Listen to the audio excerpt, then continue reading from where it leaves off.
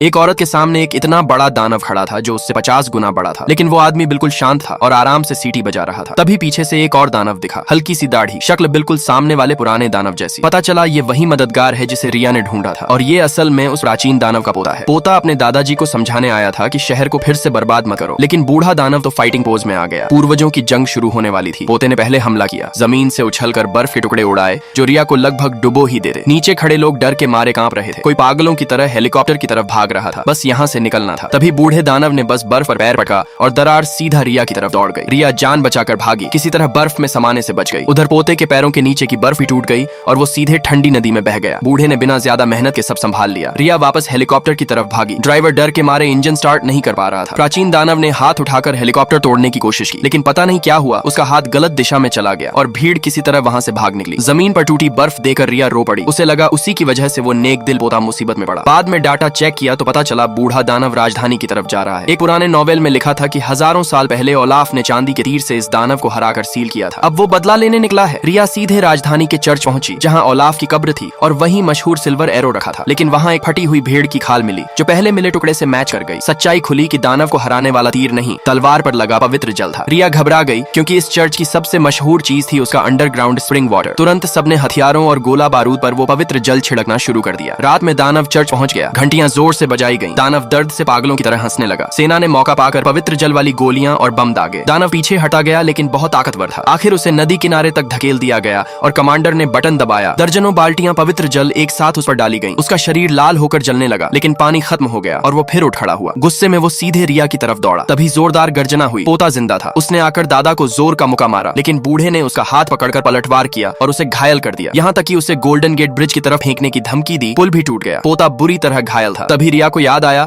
Helicopter में पवित्र जल की एक आखिरी बाल्टी है। उसने प्लान बनाया कि उसे दानव के मुंह में डालना होगा। हेलीकॉप्टर ऊपर गया। सबने बम चलाकर दानव को रोके रखा। दानव पोते को पैरों तले दबाए मुस्कुरा रहा था। तभी टीम का एक मेंबर बाल्टी लेकर हेलीकॉप्टर से कूद पड़ा और सटीक निशाना लगाते हुए बाल्टी दानव के मुंह में उंडेल दी। पवित्र जल अंदर पहुंचते ही उसे अंदर से जलाने लगा। दानव दर्द से तड़प उठा। उसी मौके पर पोते ने आखिरी ताकत जुटाकर उसका दिल निकाल लिया। प्राचीन दानव जमीन पर गिरा और हमेशा के लिए खत्म हो गया। सबकी टीम वर्क से ये खतरनाक जंग जीत ली गई। आखिर में चर्च और शहर की इमारतें धीरे धीरे ठीक हो गईं। सब कुछ पहले जैसा हो गया। रिया वापस पहाड़ों पर गई और पोते दानव से अलविदा कहा। अब कोई दुश्मनी नहीं थी, बस वक्त का सुकून था। लाइक सब्सक्राइब कर देना, भगवान आपको बहुत खुशी देगा।